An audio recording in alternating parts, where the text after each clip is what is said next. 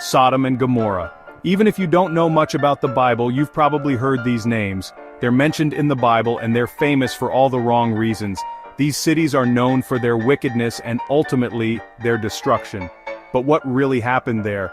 These cities are like symbols. They show us what happens when people forget about God and live only for themselves. Their story is a warning, but it's also a chance to think about important things like justice and morality.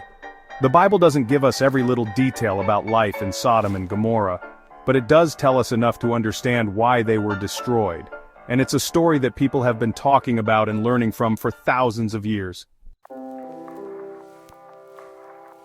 The story of Sodom and Gomorrah is found in the book of Genesis, one of the first books in the Bible. Genesis is all about beginnings.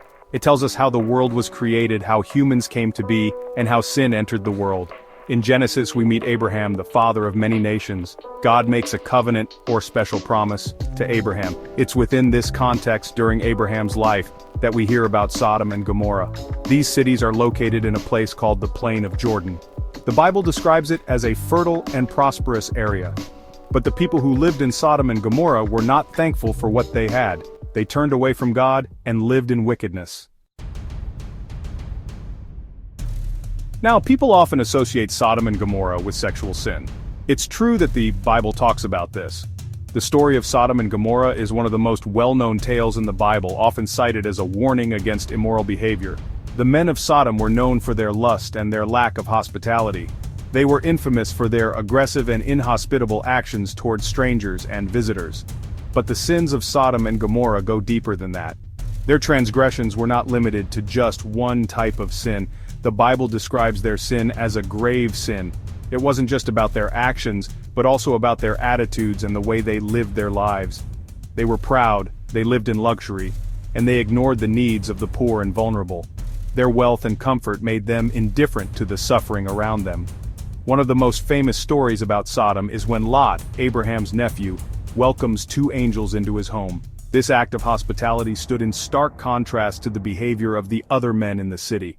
The men of Sodom surround Lot's house and demand that he send the angels out so they can have their way with them. This demand was a clear demonstration of their wickedness and lack of respect for others.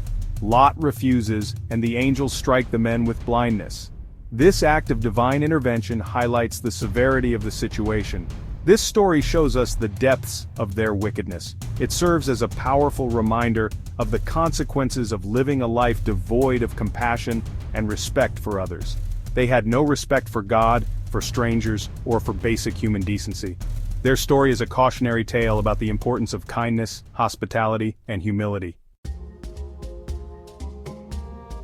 Section 4. Destruction and Divine Justice, a Fiery End. Because of their wickedness, God decides to destroy Sodom and Gomorrah. These cities had become synonymous with sin and depravity, their inhabitants indulging in acts that were detestable in the eyes of the Lord. He tells Abraham about his plan because Abraham is a righteous man. Abraham, known for his faith and obedience, is deeply troubled by this revelation. Abraham is horrified and pleads with God to spare the cities if there are even a few righteous people living there. He bargains with God, starting from 50 righteous people and going down to 10. God agrees, but unfortunately there are not even 10 righteous people in Sodom. The cities are beyond redemption, their fate sealed by their own actions. So God sends angels to warn Lot and his family to flee the city. The angels, divine messengers, urge them to leave immediately to avoid the impending doom. They tell Lot not to look back, but his wife disobeys and is turned into a pillar of salt. Her transformation serves as a stark reminder of the consequences of disobedience. Then the Bible tells us that God rained down fire and sulfur on Sodom and Gomorrah, destroying everything and everyone in them. The cities are consumed in a cataclysmic event, leaving nothing but ashes. The destruction of these cities is a powerful image of God's judgment against sin. It serves as a solemn warning to all about the severe consequences of turning away from righteousness and embracing wickedness. Section 5. Lessons from the Ashes, Morality and Consequences. The story of Sodom and Gomorrah is a powerful and timeless warning about the dire consequences of sin and moral decay. It teaches us that our choices have far-reaching consequences, impacting not only our own lives, but also the lives of those around us.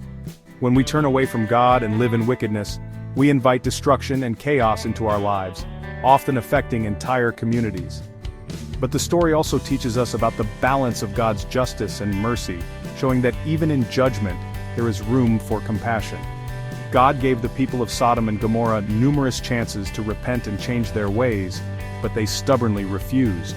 He was even willing to spare the cities for the sake of a few righteous individuals, highlighting the value of goodness and integrity.